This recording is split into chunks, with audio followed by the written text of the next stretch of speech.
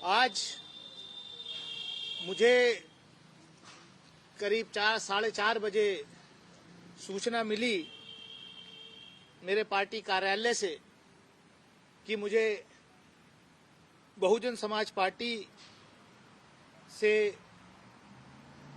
Party विरोधी गतिविधियों के चलते निलंबित कर दिया गया। मुझे मालूम है आप पिछले 1.5 घंटे से मेरी प्रतिक्रिया लेने के लिए इंतजार कर रहे थे। मैं इतना ही कहूंगा कि बहन कुमारी मायावती जी का हमेशा मैं शुक्रगुजार रहूंगा कि उन्होंने मुझे बहुजन समाज पार्टी का टिकट देकर के लोकसभा का सदस्य बनने में मेरी मदद की। बहन जी ने मुझे बहुजन समाज पार्टी लोकसभा में संसदीय दल का नेता भी बनाया। मुझे सदैव उनका असीम स्नेह और समर्थन मिला है। उनका आज का फैसला जरूर दुर्भाग्यपूर्ण।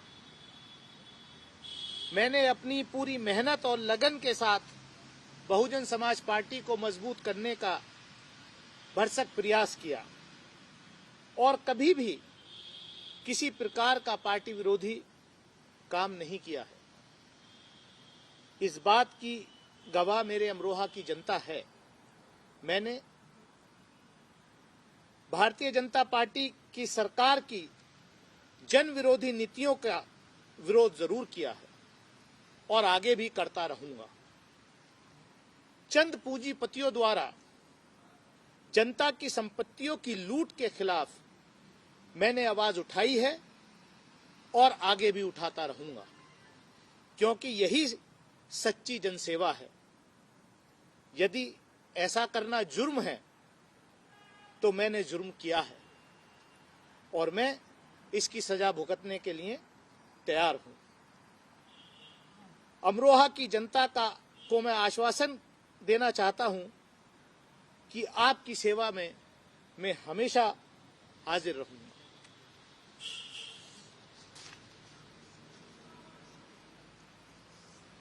ये मेरी प्रतिक्रिया है। बाकी आप कुछ पूछना चाहते हैं तो। आप कह रहे हैं कि कभी जो रिश्ते हैं वो कभी खराब नहीं रहे, तमाम चीजें। क्या लगता है कि अभी क्या वजह है कि चुनाव से क्योंकि अब 2-3 महीने रह गए हैं, इस वक्त आपको निलंबित किया गया है? क्या सिर्फ ये पूंजीपतियों के खिलाफ जो आवाज आपने उठाई है यही एक कारण है या कुछ और भी इसके पीछे? ये तो मैंने कहा कि मैं जिस दिन से मैं सांसद चुना गया, पहले दिन से मैंने जनता के हित और पार्टी की आइडियोलॉजी को ध्यान में रखते हुए संसद के अंदर, लोकसभा के अंदर मैंने इस देश के शोषित, वंचित, पीड़ित समाज की, किसान की, गरीब की, मजलूम की, पिछड़े वर्ग की, शेड्यूल कास्ट की, दलित की, अकलियत की, बेजुबानों की जुबान बनने का काम किया।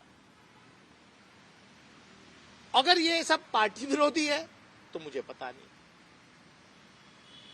कहीं भी कोई अन्याय होता है उसके खिलाफ सबसे पहले आवाज बुलंद करने का काम किया है और आगे भी करता रहूं। सर, आपने ट्वीट किया, उसको लिखा कि लूट जो हुई है उसको लेकर के मैंने आवाज उठाई है, उसका मुझे इस तरीके से सामना करना पड़ा। वो लूट किस तरीके की, कौन सी लूट? देश के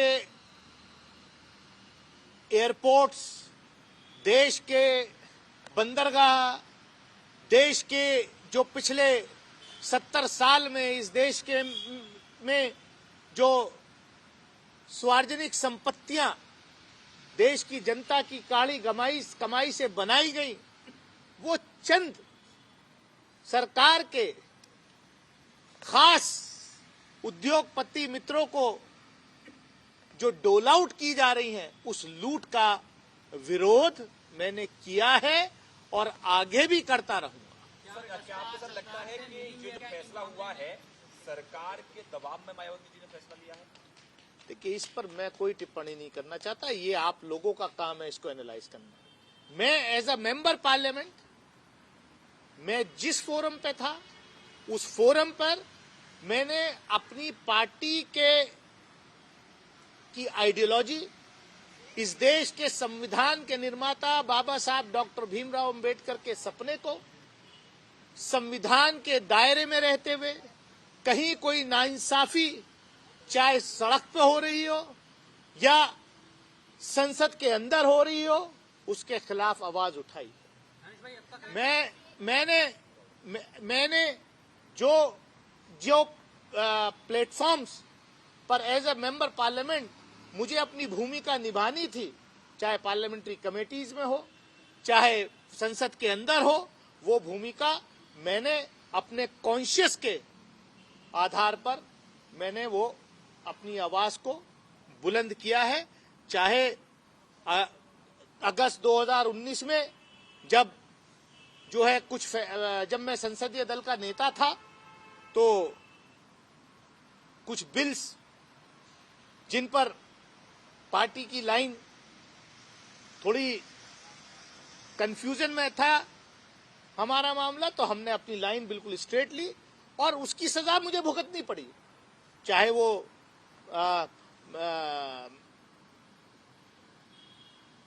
NIA या राइट टू इंफॉर्मेशन एक्ट का अमेंडमेंट बिल हो या 370 हो या ट्रिपल तलाक हो या जो भी बिल्स थे उन पर मैंने अपनी लाइन स्ट्रेट रखी और मुझे संसदीय दल के नेता पद से हटाया गया।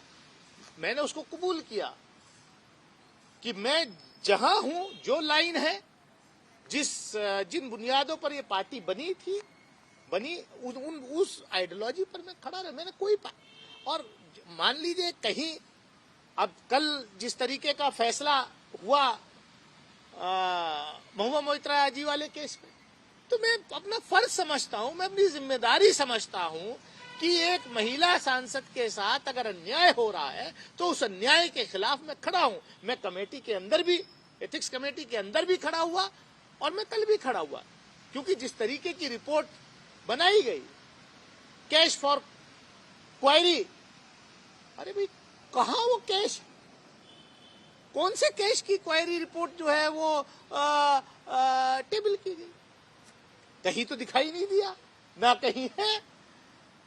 और जिस तरीके का वहां माहौल हुआ, अगर महिला की अस्मिता के साथ कहीं कोई खिलवाड़ होगा तो दानिश अली पहले भी खड़ा रहा है और आगे भी खड़ा रहेगा।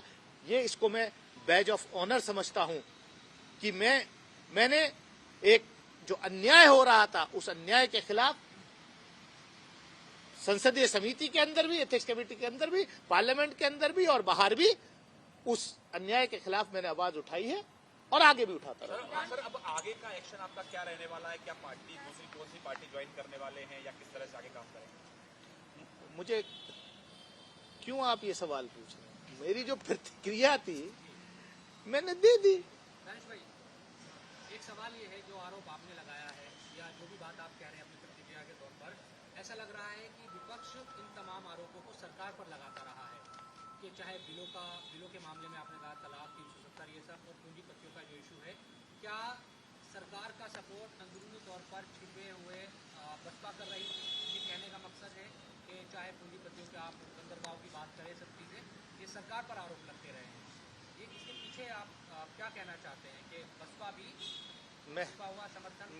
मैं ये कह रहा हूं कि मैंने सरकार की इन सारी दमनकारी नीतियों का, इन सारी जनता विरोधी, नौजवान विरोधी नीतियों का विरोध किया है। क्या ये विरोध करना पार्टी विरोधी गतिविधि है? ये मेरा सवाल है। आप अपने सवाल को अपने तरीके से करिए। मेरा जवाब ये है कि मैंने जिस चीज के लिए मेरे क्षेत्र की जनता ने मुझे यहाँ चुन करके भेजा, जो विपक्ष का रोल देश की जनता ने हमें दिया, उस रोल को मैंने बाखूबी निभाया है। And I am proud of it and I will fight back. I am not going to compromise on my ideology, on my principles. आपने एक आरोप संसद में भी लगाया था कि महुआ मोइत्रा को लेकर जल्दबाजी में पूरी कार्रवाई हो रही है, लेकिन आप वाले मामले में अभी तक उसमें बहुत ज्यादा कुछ आगे नहीं बढ़ा। ये तो देश के सामने है। हमारा केस तो 21 सितंबर को हुआ। महुआ मोइत्रा जी के खिलाफ तो कंप्लेंट थी मेरे ख्याल से 15 अक्टूबर को आई थी, 1 महीने बाद। वहां सब कुछ करके एक्सपेल भी कर दिया और देश की जनता, दुनिया ने देखा कि संसद कैसे शर्मसार हुई। उस पर कोई कार्रवाई नहीं है। तो देखिए क्या है कि सीधा सीधा भाई जो लोग हैं, सरकार कोई भी ऐसी आवाज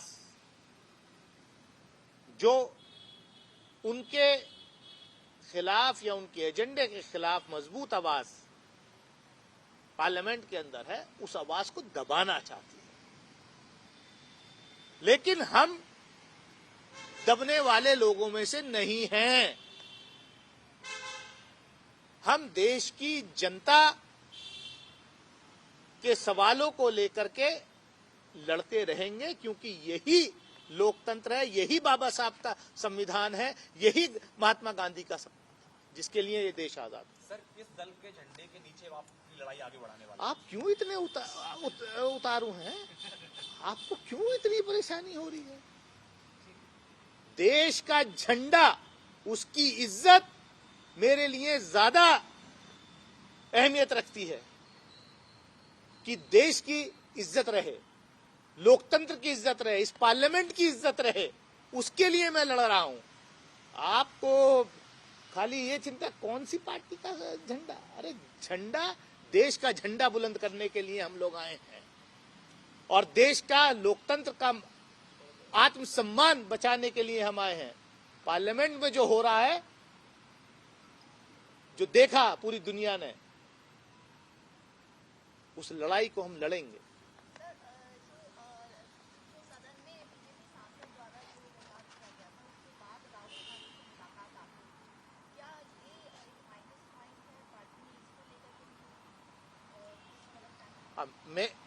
मुझे तो नहीं मालूम क्या माइनस है क्या प्लस है। मैं तो अपना जो पिछले 4.5 साल का मेरा टेन्योर है पार्लियामेंट के अंदर, अगर मेरा कोई भी सवाल, अगर मेरा कोई भी एक्शन पार्टी की आइडियोलॉजी, पार्टी की नीतियों के खिलाफ है, तो पार्टी वो बयान करेगी कि आपने ये गलत किया। इस देश के शोषित, वंचित, पीड़ित समाज की बात करना मैं नहीं समझता कि पार्टी विरोधी गतिविधि है।